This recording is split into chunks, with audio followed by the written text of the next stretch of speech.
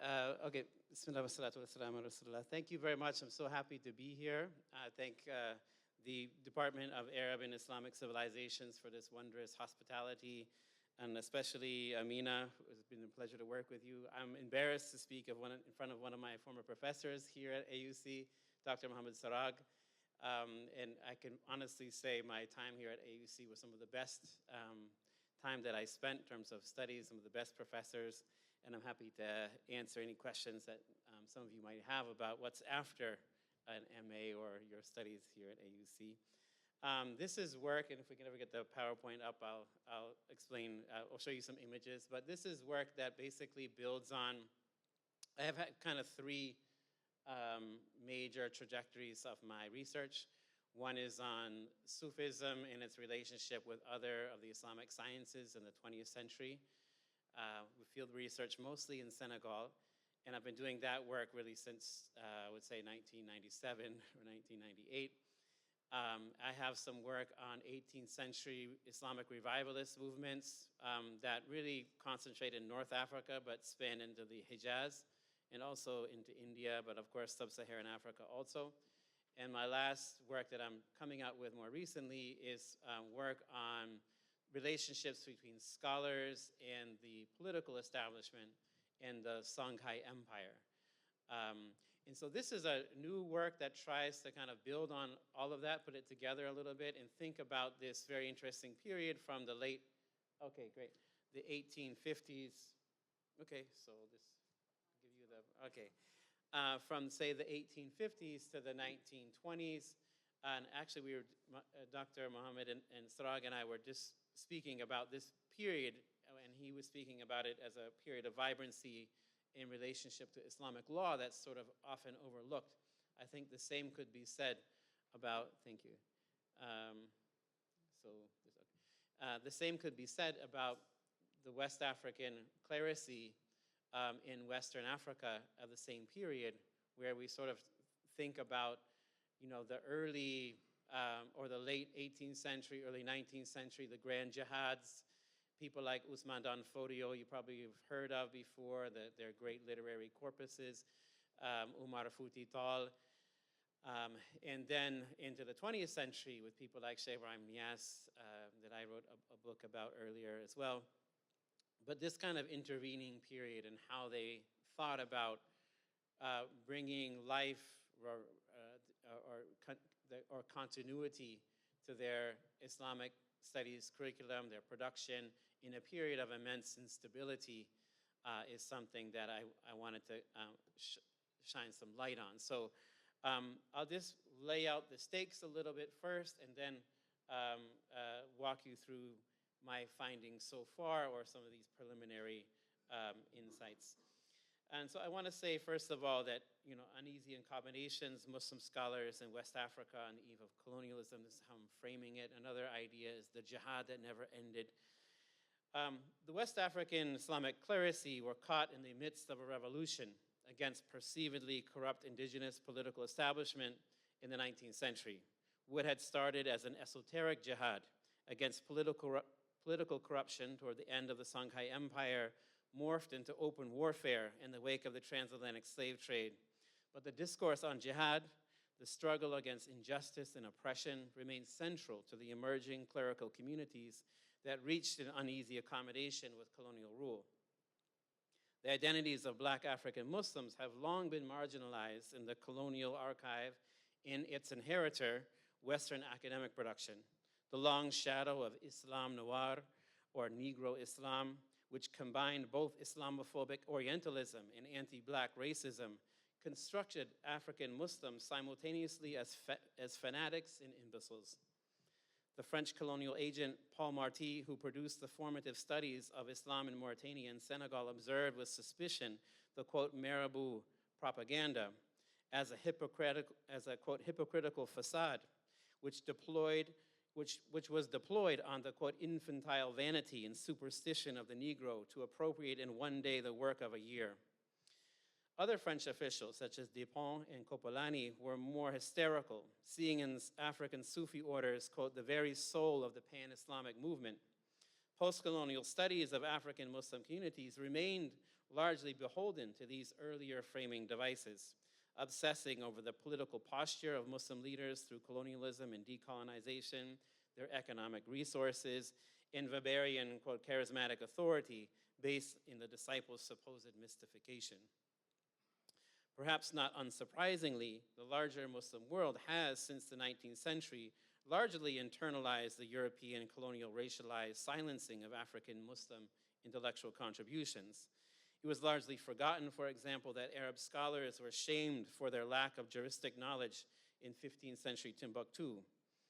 That Ahmed Baba of Mali was the light of Islamic scholarship in Marrakesh after he had been dragged in chains to Morocco following the defeat of the Songhai Empire. That Muhammad al-Kashnawi from Kalam, Borno, was a prominent teacher of Hassan al-Jabarti and many other Egyptian scholars in the 18th century, or that Saleh Fulani from Guinea was a prominent authority in hadith and tajdeed networks emanating from the Hijaz in the late 18th century and early 19th centuries.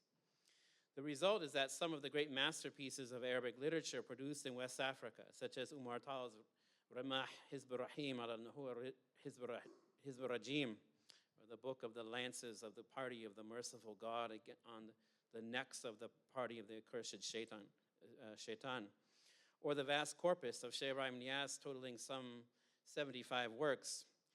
These types of works remain almost completely unknown in the Arabic-speaking world outside of West Africa.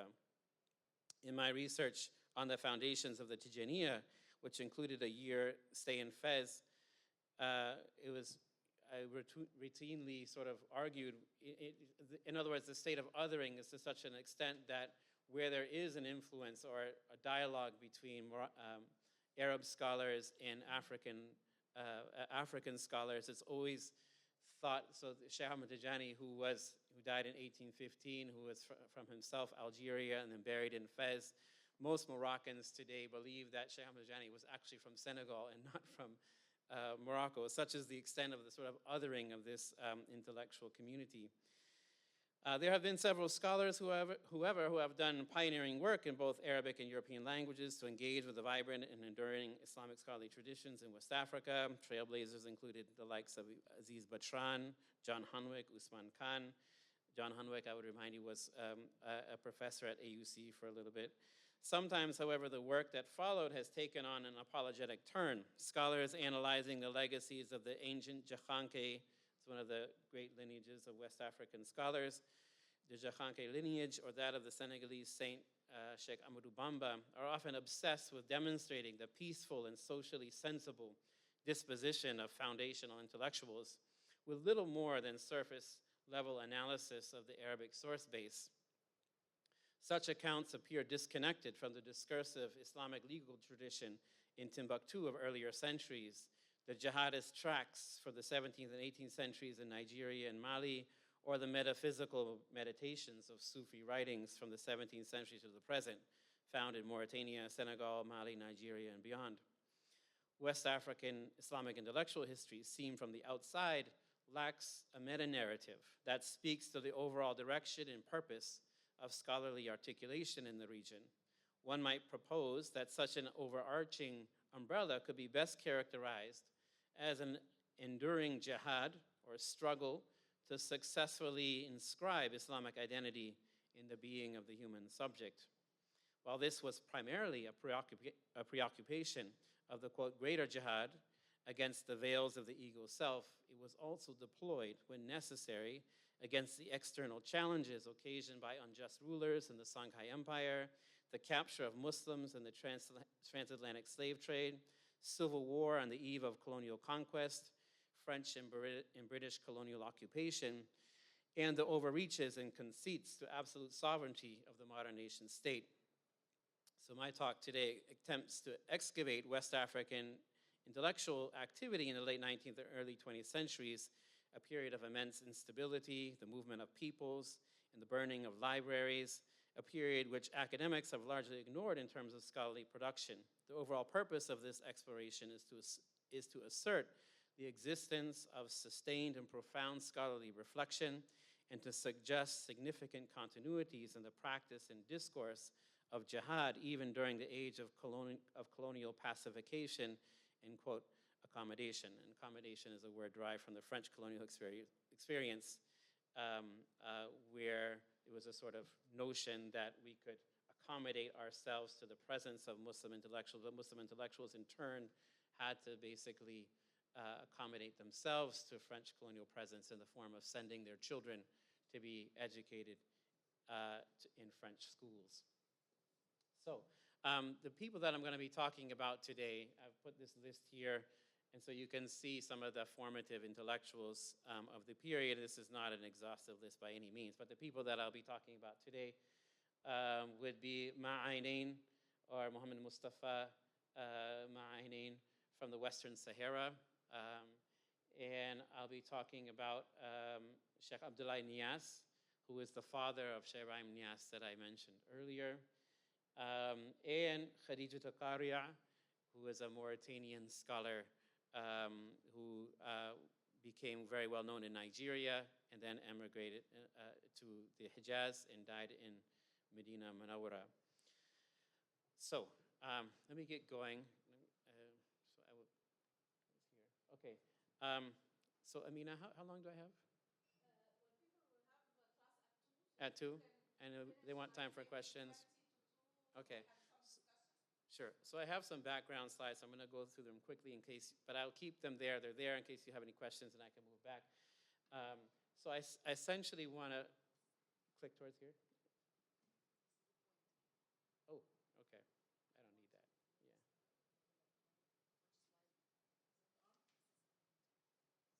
Yeah. Oh, it's just a point. Oh, so you were kindly switching it. Yeah. Go for it. Yeah, let me see. Yes, this was good.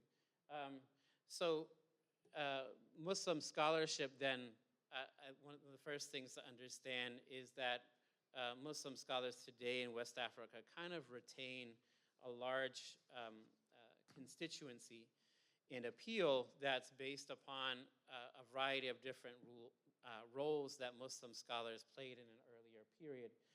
And one of the places that in particular, I mean, if we want to think about this discourse on jihad or struggle as something that was enduring, we need to sort of understand the variety of different roles in which they played.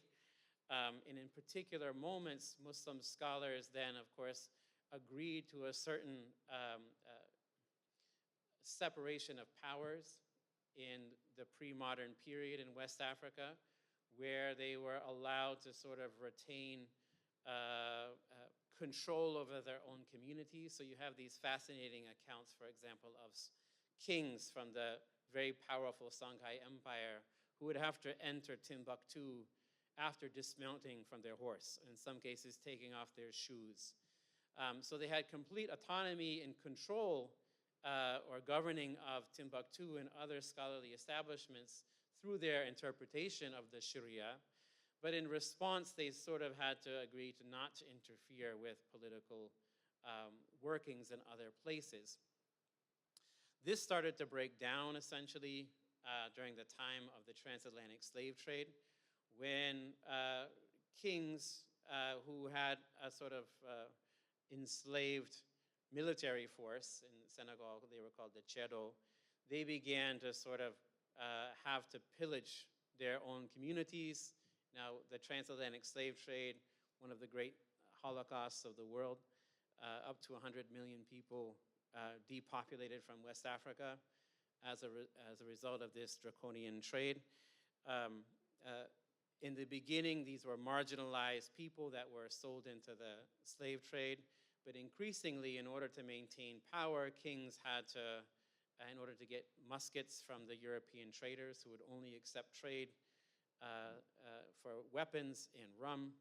And rum was the drug trade that fueled this warrior class, that they were addicted to alcohol also. And in order to obtain weapons and rum or alcohol, they would have to sell human flesh. They would not accept, the Europeans would not accept monetary currency during this time. So increasingly, they had to pillage their own communities, and Muslim scholarly communities then became subject to these sorts of attacks. This led to jihads, because as soon as you have, these were normally peaceful communities, but very soon you had hufaz, people who were walking Qur'ans. You didn't have lots of mushafs during the time, so the sacred word of God was contained in people, and to sell these people in chains was considered an abomination. And of course, women being stolen and raped and sold into the slave trade was also a cause for the jihads. So jihads from the late 17th century all the way to the end of the 19th century swept through West Africa, and it was a veritable revolution against the ancien regime. The kings were sort of destabilized. And in any case, what ends up happening is that these communities that are more or less circumscribed during the late medieval period start to emerge as a acceptable alternative to a perceivedly corrupt, enslaving political establishment in West Africa. And this is the context then in which scholarly communities during this period start to emerge as veritable states within a state. And so the colonial accommodation is actually having to deal with these communities that are led by Muslim scholars that are increasingly the refuge of formerly enslaved peoples who may or may not have had access to Islamic identity and Islamic learning previously, but now have an increasing access. So one of the problems of this earlier relationship with the political establishment in the Songhai Empire was that, yes, scholars had control over their own communities, but they had no opportunity or no capacity to really exert their teaching lineages or connections outside of these sacrosanct communities. And so this is also one of the causes of the revolutions, right, is an attempt to exert Islamic identity a bit further out. Okay, yes, if you don't mind to go a bit further. Okay, if you can stop here. So this is taken from the Tariq ibn Mukhtar. It's written in about the 1650s, and it's a reflection on the Songhai Empire of an earlier period. It's written by the grandson of this very prominent scholar named Mahmud Qa'ati. Mahmud Qa'ati then is an advisor to many of the kings of the late Songhai Empire. And at one point, so this is my sort of description, and then there's the quote. At one point, he has an argument he's essentially given a land grant by a previous askia, a previous sultan of the Songhai Empire, and a corrupt governor comes and expropriates the land grant, takes the land. And so they get into an argument, and the governor of the town punches him, essentially knocks him down. And if you can imagine, this is an incredible insult to the scholarly class. And so the scholar himself says, don't worry about it. But the scholar's student says, well, if you're not going to worry about it, I will worry about it, right? This is the wrong slide. I'm talking about something else. Yeah. Sorry, I can't control this. Okay, so can I just?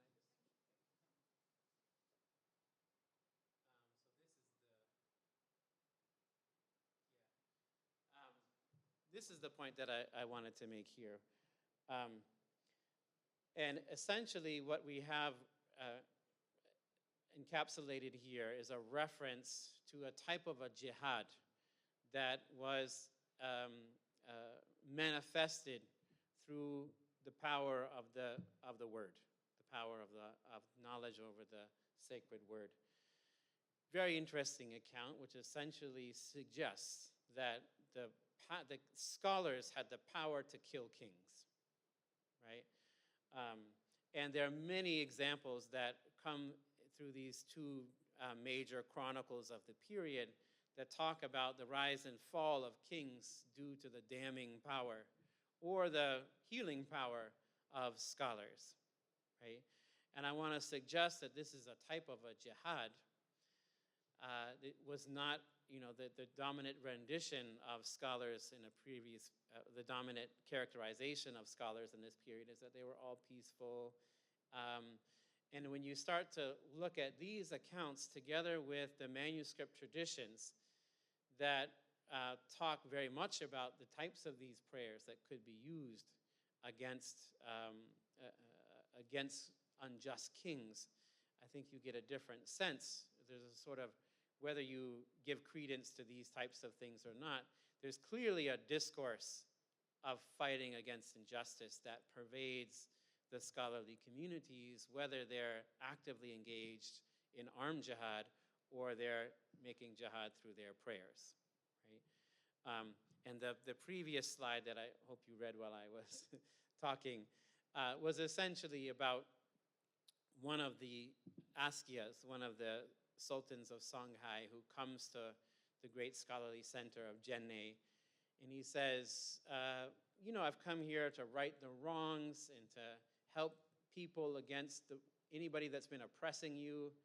And so he gathers all of the scholars together and the whole community in the central mosque, and everybody's quiet until finally an old man comes and says, well, if you really want to kill the oppressors, you should start with yourself, because nobody is as unjust as you.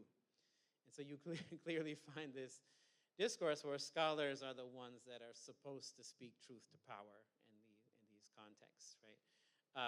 But if you peel back the layers a bit further, part of their capacity to stand in this role is because of the power that they're supposed to have had because of their Islamic knowledge. And the slide that I went over too quickly was sort of suggesting what are the kind of repertoires of a scholar during this period. Yes, it included knowledge of jurisprudence and theology and Sufism and all of these other things, but it also included knowledge of the so-called esoteric sciences, the talismanic sciences. And I make a point in my writing that this is a very distinct tradition. It's not synonymous with Sufism. Sufis have actually been the ones to criticize these practices. So let me try to find some other slides that might be interesting for you.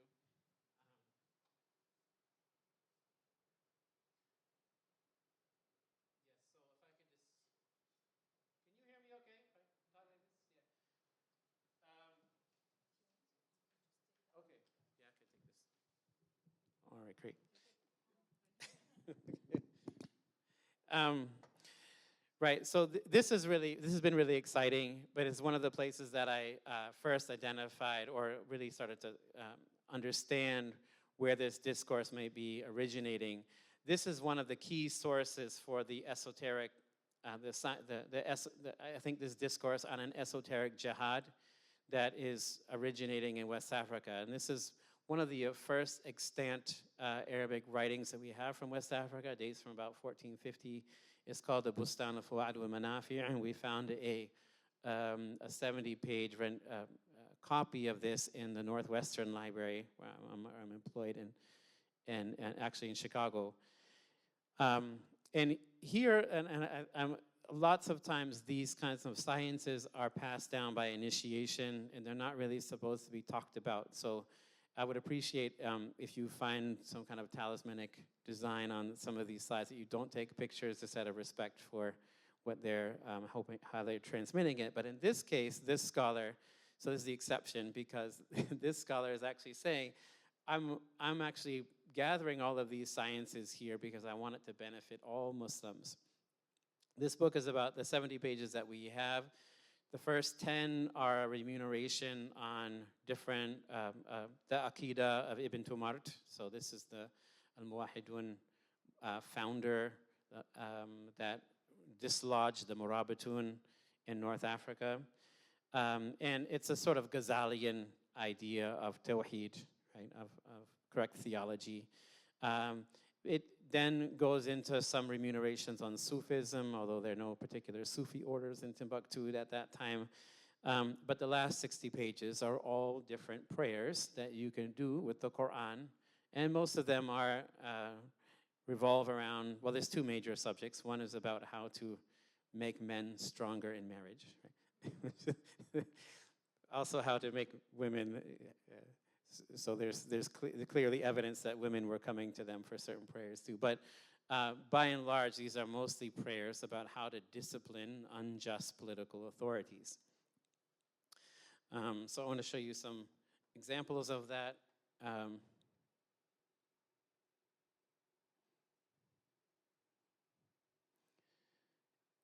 Yeah, so here is, here's a sample page. Here's some examples of the things that you could find in this text, the kind of the recipes that you might use. And I can't see my notes on the slides, but one that I remember was about, if you take, you make a two cycle prayer. You spread ashes in front of you, and then if there's an unjust king, you're going to write the king's name in the ashes where you made sajda, where you made your prostration, and then you recite the verse of the Quran that mentions, I forget the exact line, but it basically mentions a person that went away in haste after offending God. And then you recite Surah Al-Ikhlas, say He is God the One a certain number of times, and this is now supposed to discipline the king. And again, you find the example of the person who, the student of Mahmud al-Qa'ati, who now takes a goat, ties a talisman or writes something from the Quran around the neck of the goat, and then kills the goat. And then 1 year later, the unjust governor, dies in exactly the same way, where he gets in a fight with somebody and the other person throws a spear at him and it pierces him in exactly the same place.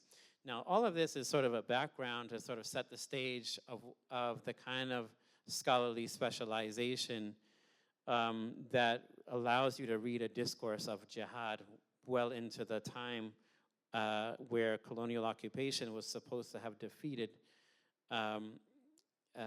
the clerical communities. And here I'm just making a point that this kind of work spans the Islamic world and is not somehow specific to Black African Islam, as is often talked about in some of the earlier literatures. In fact, Muhammad Kashnawi, that I mentioned earlier, this teacher of Hassan al-Jubarti and many others during his time in Egypt, he was actually commissioned by his own teacher that if I reach the countries of the East, and especially Mecca and Medina, I should not reveal to any of their inhabitants that I know something of those letter-based sciences, ulum al-huruf, and what resembles them of the khat al-ramal, or the sand-based sciences, on account of their prevalent uses in these countries for causing corruption, tribulations, and dissensions among people in plain sight of those of discerning minds.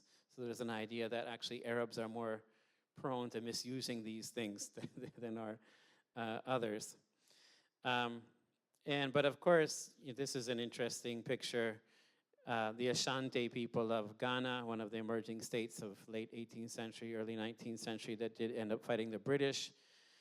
They are a non-Muslim polity, but they end up commissioning a whole army of Muslim scholars to write prayers for them to go into battle. So this is essentially a battle shirt where these are different prayers that are alleged to prevent bullets from entering the flesh. So this is the first scholar that I really wanted to spend some time on, but I'm just going to go very quickly. Ma'ainain was a great scholar from the Western Sahara, probably of the Qadiriya lineage. He's connected to the great scholar Mukhtar Kunti from Mali, who died in 1811. One of the prominent lineages of the Qadiriya Sufi order. He has a lot of interesting books, and some people say more than 300 works that he wrote in Arabic. Up to 1/4 of all of the published works in Fez in the early 1900s were actually his personal writings. He was known as the Qutb of his time by his students. And he had good relations with Ahmed Sukairij, for example, among the Tijani scholars. So there's a sort of, and he's the one to say that asrar mushtarak bain al-awliya, right? So that even if we don't share Sufi affiliations, we can share some of this esoteric knowledge, that secrets are shared between the saints. He established this scholarly center in the Western Sahara, and he declared jihad against the French in 1904. And he was eventually defeated but he had an enormous literary impact upon the entire West Africa, and you find him quoted in most of the literatures of his time. I'm going to go quickly over this. So his detractors were seeing him as a sort of overly charismatic figure. Here are some of the poetry that was translated in 1968 by H.T. Norris. Two very different accounts about how his followers saw him. Seeing him as a healer, you cure hostility with friendship, misery with piety, immorality with tenderness, etc. And then also a sort of understanding of the spiritual power of this sheikh. A man who envies you is burnt when your anger is kindled against him. He cannot breathe from above, nor can he breathe from beneath. So there are all sorts of accounts of this sheikh's karamat ending in the demise or the falling down of people who stood against him. Again, I don't want to belittle the kind of overall. So this the Na'at al-Badayat wa Tawsif an-Nihayat, descriptions of beginnings and endings. This is a primary work on Sufism, essentially. It has 8 chapters, and he says it corresponds to each one of the 8 gates of paradise. And it essentially mostly talks about, the how the disciple should be with his sheikh, how the disciple should be with the brethren, how the disciple should be, what is the adab of the disciple in terms of God, and then some beneficial prayers, right? And then the second half of the book is how should the sheikh be with the disciple, and how should the sheikh be with God, and how should the sheikh be with people, and then some beneficial prayers. And of course, most of the 341 pages are mostly taken up by these beneficial prayers. This is what he's really interested in. But just to make sure that I'm fair to the text, it's an interesting, in particular, I'll just cite this one. Know that the jihad against the infidels is the lesser jihad, and the jihad against the self is the greater jihad, and the greater jihad is better than the lesser. Dying in the first results in becoming a Siddiq, while dying in the second results in Shaheed, and the Siddiq is above the Shaheed. But very quickly then, you can see that he is interested in this discourse on spiritual jihad. And he has a lengthy reflection on the spiritual significance of different letters of the Arabic alphabet. So he says that the letter Ta, for example, is good for healing poison. The letter Ta, in this case, is good for fighting oppression and preventing against evil. So this is a khatam that you see here, is to actually destroy oppressors, the one with the star. And he has another, this is the book of the dreaded group who have knowledge in prayers with letters, right? I don't know. So you can see it starts with this is about a 120-page book. He starts with these different dua, which seem, normal enough, I would say. And he says at the top there, وَمَنْ دَعَا بِهِ عَلَى ظَالِمٍ أَهْلَكُهُ اللَّهُ لِوَقْتِهِ, right? So whoever makes this prayer, then Allah will destroy the oppressor in Allah's time, in God's time, right? And then he starts to mention different names that will be associated, names of God that would be associated with this supplication. And he says, for example, that if you use these 3 names, Aziz, Qahir, Qadir, and you put it in a 3x3 square, right? And there's particular ways you would do that. Then you can use that to protect yourself from enemies, etc. There's also a whole published manuscript tradition associated with Ma'ainin that makes its way throughout West Africa. Okay, I've got to run. I'm going to just wrap up. Well, let me get to Khadija al-Qariya. Again, sort of excited by this because there is a literature about African Muslim women scholars, but they're primarily associated with dominant sheikhs. Maybe they're the daughter or the wife of a sheikh, a more well-known sheikh. In this case, this woman from Mauritania, her parents and her lineage was sort of not known. She was associated as a disciple with one of the great sheikhs, Muhammad Fall of the Tijaniya. And she has the name El-Qariya, meaning the strike force, because of her devastating polemics. And essentially, she went after anybody who was criticizing Sufism. And she also, within the Tijaniya, she was known to have, so she's basically giving people initiation into the Tijaniya. She's serving as a sheikha, in other words, when she visits Kano in about 1934. And she's known to have some of the highest sort of initiatory prayers within the Tijaniya, in which many of them are said that you can't, or there's one in particular said you can't actually give it to a woman, but she has it because it's sort of jalal, or its awesome nature. So here's, and she was the sheikha of this is probably the most important scholar from Nigeria of his time, and this is how this is how he describes her, right? And he says that she possesses God's greatest name in the walled circle, and she has met with God's messenger in a waking state, and she has also met with our master, Shaykh Ahmad Tijani, in a waking state. And this is a description of the Da'irat al-Hata, the walled enclosure, in which it's said that whoever recites it one time will be a saint of God, right? And so you can see the enormous things that are said about this. And she doesn't really deal with the talismanic tradition in the same way in her text, but it's clear that the way she's writing, I think, kind of taps into this jihadist discourse. And in particular, she's writing against these people that she calls the Munkirin, probably proto-Salafi groups in Mauritania that she's writing against, and basically says, you're a Dajjal, right? You're a deceiver. So I was also trying to be fair for this text, that there are some metaphysical remunerations in this text that talk about seeing the Prophet and the nature of the prophetic ruh, and how it's all pervasive and can be a source of guidance into the present time.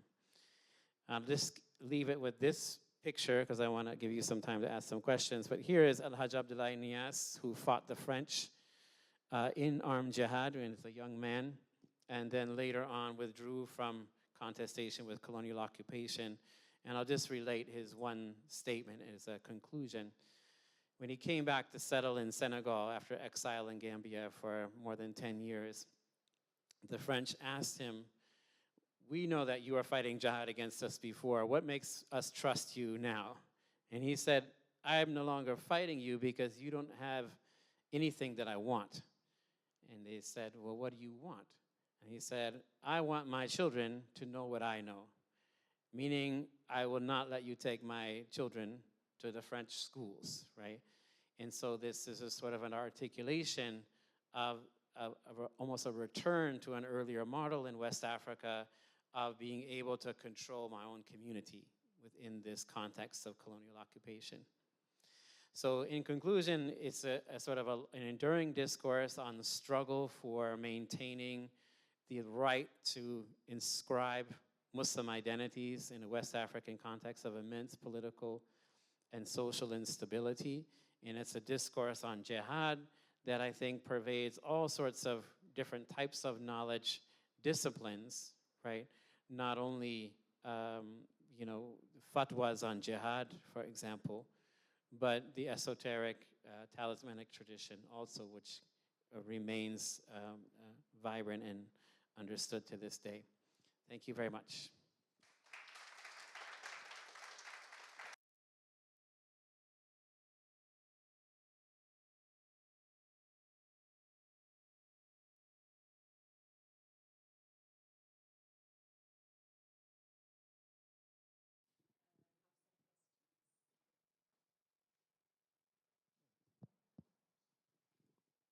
It's a very interesting lecture. Thank you so much.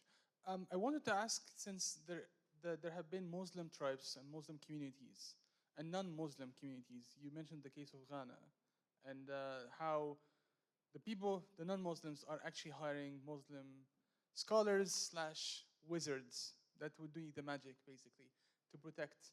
Have been there documentation of spiritual warfare between the Muslim scholars who deal with magic and talisman and non-Muslim shamans or healers who also do this and opposing it. Have been documents of such spiritual warfare.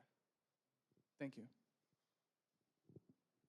Yeah, I mean, obviously the literary corpus is privileging the perspective of Muslim scholars, but if you read it against the grain, you can find such evidence of, so in one of the Tariq al-Sudan is one of the kind of Timbuktu, the formative Timbuktu chronicles. There's an account of Askia Muhammad Toure, who was one of the great kings of the Songhai dynasty, who before making war on another related polity of non-Muslims, he invites them to Islam. So in the account, the notables of that polity gather together and say, we have to consult our ancestors. So the Muslim scholar is with them at the same time.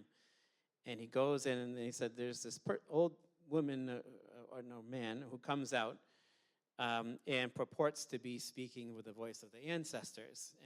And the ancestors say, no, we can't convert to Islam. There are other accounts in Nigeria in particular in which ancestors were consulted and they actually did advise to convert to Islam. And that's another story. But in this particular account, it said, no, you can't convert to Islam. So the scholar stays back, who's an alim, and he talks to the old man and says, in the name of Allah, who are you really? And he says, I'm shaitan, I'm the devil, and I came in the form of their ancestors, and I'm just to keep them from becoming Muslim. But I think what's interesting in this account, also I have to tell you one more account. The account of Askia Dawood, he's one of the later kings of the Songhai dynasty. A scholar comes into his presence, and he finds him making strange noises. He's spitting, and he's got all of these courtiers that are coming to wipe his mouth. And so, but when he sees the scholar, he says, okay, everybody go out. I want to talk to the scholar alone. So when he comes down, the king comes off the dais, puts a prayer rug down, and they sit together and talk. And the scholar says, very strange, I see you acting in a way, it's, you're making people put dirt on their heads, and you're spitting. And he says, and the previous translation from the earlier French accounts is saying, I'm not mad, but I rule over madmen. But in the Arabic, it says, I'm not majnoon, walakin dakhaltu jinn ala nafsi, right? Like I brought a jinn inside myself in order to make them afraid to harm the Muslims. And so this is in both accounts, then obviously non-Muslims are portrayed in a sort of pejorative account. But if you read it against the grain, what you're actually realizing is that Muslims are having to enter a sphere of spiritual contestation that's pre-established by non-Muslims. And I think that's very interesting. Right? And it also, I've done some interviews with people who remember their grandparents' conversion to Islam in West Africa, and what they will say. So my grandparents, so we became Muslim because the Quran was stronger than what we had before. But it's an interesting rendition because it demonstrates that the Muslims are having to compete on this field that has been pre-established.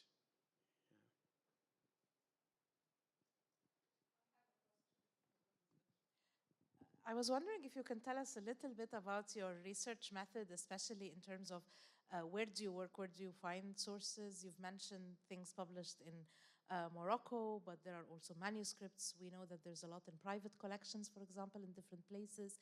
You've also mentioned, I guess, what would be oral histories with some families. So can you tell us, I know it could take a whole talk to speak about how one could enter into this area of research and what methods you need and where you can go and what sort of collections are there. And so on? Yeah, I mean, that's a good question. It's a sensitive one, I'm sure, for all of us. And my personal methodology is to sort of take a long time and gain the trust and also learn from scholarly communities other than my own. So recognize that I'm an academic, I'm one of a certain type of intellectual community, but that there are pre-existing and probably stronger intellectual communities where I'm working. And so basically, I would say that, yes, there's incredible private archives, I would call them. In like all archives in the colonial metropoles, there are certain licensing procedures that you have to go through to get access to those archives. And the same is true for the personal archives, particularly of the esoteric tradition. And essentially, and there's a whole other field now of people that are interested in this field of like wizardry, as he says, or like Islamic magic, and they will deal with this very differently than I would. And I try to respect the ways in which this is talked about. So if I try not to talk the precise like recipes of the prayers, but I would use them as historical documents to understand what are people worried about, what are they arguing about, right? I'm sorry for having another question, but the Salafis, for example, they believe that you should exact a had, like the punishment sentence, on wizards or people doing magic, which is basically a capital punishment. So as a wizard, some say you could be given 3 days to repent and say, no, I'm not doing magic again.